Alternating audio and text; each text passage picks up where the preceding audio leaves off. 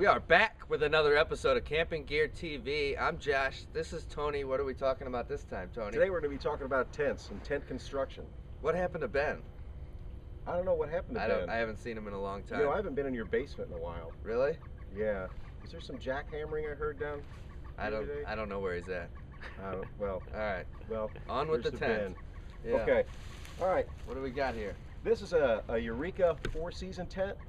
It's a great tent to have out when it's cold. You can see the snow in the background here at Columbia Bottoms. A 4-season tent. Basically, it's made for spring, summer, you know, all the seasons. Okay, you can edit that out because I can't remember all the 4 seasons.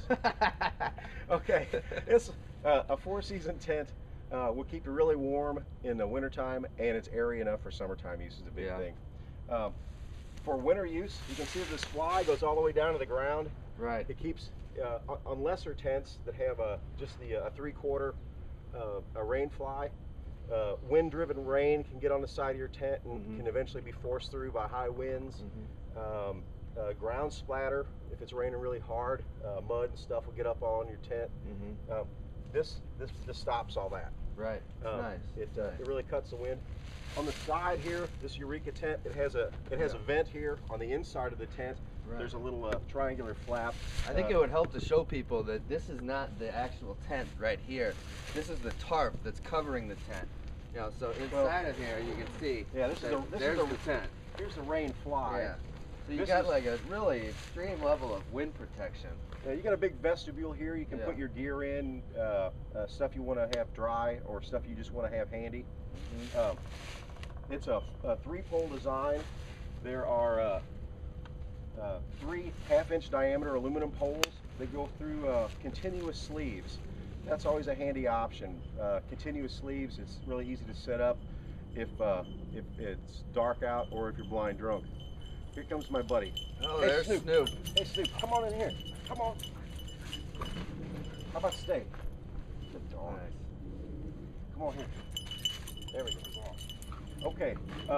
A good tent will have a bottom they call a tub bottom. The bottom actually wraps up the sides a little bit. The bottom is really a heavy material, a heavier nylon. So you want that to come up and wrap the lower part of the walls of the tent. Nice. Underneath the tent, you want to have a tarp. This tarp here is sized to fit just within the perimeter of the tent floor. You don't want it sticking out because any rain that gets down there is going to wick in under the tent. So you want to have a tarp that is a little smaller than the footprint of your tent. The tarp on the bottom will prevent sharp sticks and stuff like that from poking holes in it. If I were going to be camping in here tonight, I would also have a tarp on the inside, and it ideally would be sized slightly larger than the footprint of the tent, so it too would kind of wrap up the walls a little bit. So you'd absolutely have no water getting in and getting your sleeping bag wet and causing you a miserable night. That's nice. Yeah. That's nice. This tent is pretty cool. It's got a rear window as well as this main entry here. Yeah. They're both fully screened in, so you have a lot of ventilation for summer use. Yeah. Again, the vents, there's one over here, and there's one over here on the exterior, and you can have 1 or 2 of those open to get airflow. Right. You don't want condensation to build up in here. Now you said that the poles, this tent has 3 poles that go through it, and what's the thing about in the middle? There's no break. Oh, there's no gap for the poles. You can sometimes you can cross feed those poles when you're blind drunk or it's just dark out. Yeah. There are techniques to accommodate that. If you have a tent that has that gap in the center and you've got sleeves that you have to mate up properly so the poles don't get crisscrossed, take some buttons of different sizes and mate those up. Put a big button on one end of the pole tunnel and put a mating button on the proper sleeve of the other side, and then in the dark you can just feel which button and you go, okay, here it needs to go through this one. Right. Put a button of a different size on the other one, and then if there's other pocket sleeves, don't put anything on those. That way you'll be able to match those up in the dark. Yeah. Now another nice thing about this tent is that it has 1/2-inch poles. Half-inch diameter aluminum poles. Okay. Stay away from fiberglass. Fiberglass breaks. most of the fiberglass poles you see are 3/8, and they can break pretty easily. Yeah. You can get 3/8 aluminum poles.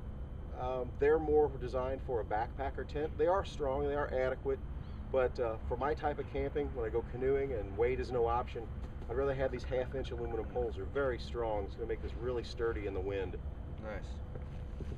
So we've got 2 vestibules like this, one on the front and one on the rear.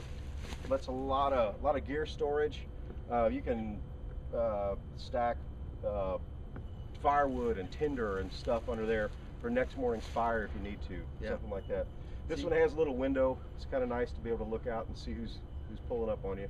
And you've had this tent for, what'd you say, 3-4 years? 3 or 4 years, and it hasn't failed me yet. It was about $250. Yeah, something like that. You said. Yeah, about seems like a pretty good deal. It's paid for itself. Right. Yeah. Right.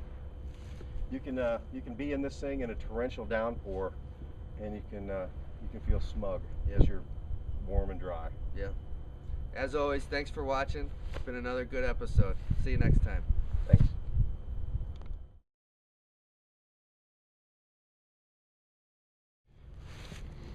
And then we can run around naked. Right. Okay.